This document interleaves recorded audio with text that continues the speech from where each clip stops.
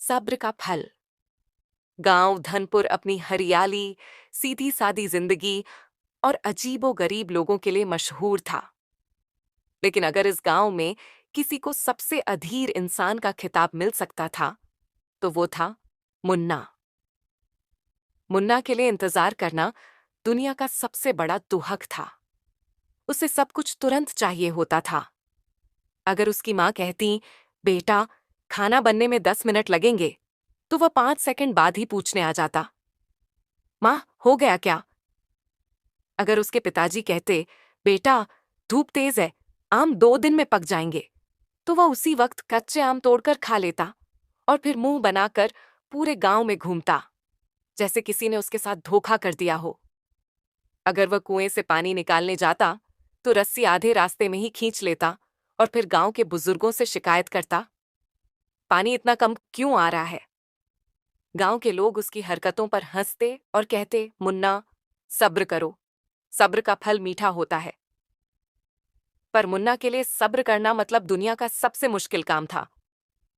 एक दिन गांव के पंडित जी ने पंचायत में घोषणा की, जो भी धैर्य और सब्र से काम लेगा उसे जीवन में बड़ा इनाम मिलेगा। गांव के सभी लोग ध्यान से सुन रहे थे, लेकिन मुन्ना को सिर्फ एक ही चीज सुनाई दी, इनाम मिलेगा। वह तुरंत पंडित जी के पास पहुंचा और बोला, पंडित जी इनाम कब मिलेगा?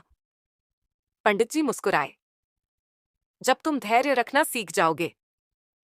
मुन्ना चौंक गया, धैर्य रखना यानी इंतजार करना? नहीं नहीं, मेरे बस का नहीं। लेकिन इनाम की लालच में उसने खुद को समझाया, चलो एक बार कोशिश करके देखते हैं। पर उसके लिए यह सफर आसान नहीं था।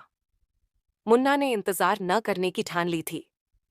उसने सोचा कि अगर वह तेजी से काम करेगा तो उसे चीजें जल्दी मिल जाएंगी। एक दिन जब उसकी माँ दूध गर्म कर रही थी तो उसने पूछा, माँ दूध कब मिलेगा? माँ बोली, बेटा 5 मिनट में। मुन्ना को 5 मिनट का इंतजार करना गवारा नहीं था। वह सीधा गाय के पास गया और खुद ही दूध निकालने की कोशिश करने लगा। गाय को यह बिल्कुल पसंद नहीं आया। उसने जोर से लात मारी और बेचारा मुन्ना उड़कर गोबर के ढेर में जा गिरा। गांव वाले हंस हंस कर लौटपुट हो गए। फिर एक दिन उसके पिताजी खेत में गोभी के पौधे लगा रहे थे। मुन्ना ने पूछा, पिताजी गोभी कब तैयार होगी? पिताजी बोले, बेटा 2 महीने लगेंगे। मुन्ना चौंक गया, 2 महीने? इतना लंबा इंतजार नहीं, मैं तो आज ही देखता हूं।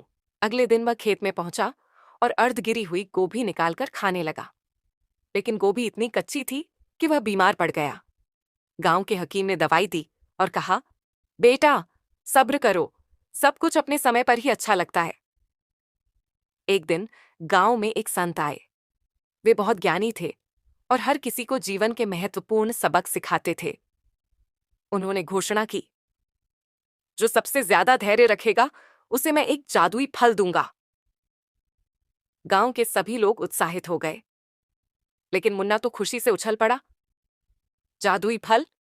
इसका मतलब कुछ स्पेशल मिलेगा, मुझे चाहिए। संत मुस्कुराए और बोले, लेकिन यह फल पाने के लिए तुम्हें पूरे 1 साल तक धैर्य रखना होगा। मुन्ना को चक्कर आ गया, 1 साल? लेकिन जादुई फल की लालच में उसने हां कर दी। अब मुन्ना को धैर्य रखने की परीक्षा देनी थी, लेकिन यह काम उसके लिए आसान नहीं था।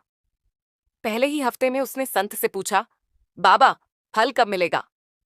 संत हंसे और बोले, अभी 51 हफ्ते बाकी हैं। मुन्ना ने माथा पकड़ लिया। 1 महीने के बाद उसने गांव में घोषणा कर दी, मैं सबसे धैर्यवान इंसान बन चुका हूं, मुझे जादुई फल दे दो। संत बोले, बेटा अभी तो सिर्फ 11 महीने बाकी हैं। मुन्ना का चेहरा लटक गया।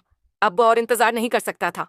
उसने सोचा, चलो खुद ही ढूंढ लेते हैं।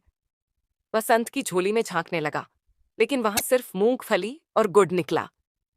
गांव के लोगों ने देखा तो हंस पड़े, मुन्ना चोरी करने से धैर्य नहीं आता। आखिरकार सब्र का असली फल। 1 साल बीत गया। मुन्ना ने जैसे तैसे धैर्य रख लिया, या कम से कम कोशिश तो की। संत ने मुस्कुराते हुए उसे एक बड़ा चमकता हुआ फल दिया। मुन्ना खुशी से झूम उठा, वाह आखिरकार! उसने झट से फल काटा और पहला टुकड़ा मुंह में डाला। और थू, ये तो कड़वा है। गांव वाले ठहाके लगाने लगे। संत मुस्कुराए। बेटा, असली फल वो नहीं जो हाथ में आता है।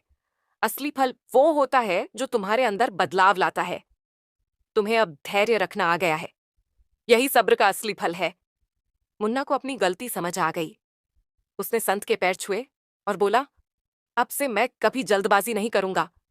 हालांकि अगले ही दिन जब उसकी मां ने कहा, बेटा रोटी बनने में थोड़ी देर लगेगी, तो वह फिर से पूछ बैठा, मां कितनी देर? गांव वालों ने फिर ठहाके लगा दिए। शिक्षा? धैर्य रखने वाले को ही असली सफलता मिलती है। लेकिन मुन्ना जैसे लोगों को थोड़ा और धैर्य चाहिए।